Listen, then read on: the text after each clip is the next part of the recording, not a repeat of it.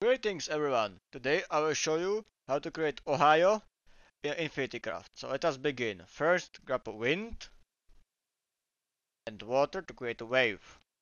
Now take a wave and now take a fire, water to create a steam.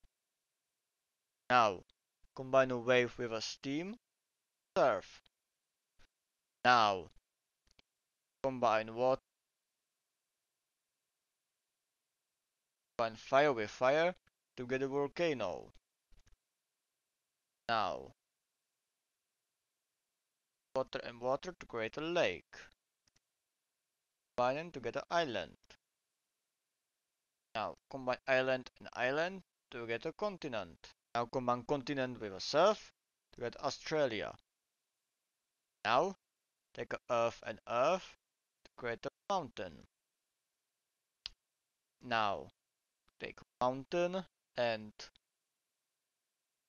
wind, create avalanche. Now take avalanche and avalanche to create a snow.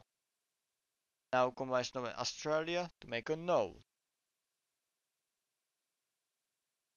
Now combine no with earth to create O.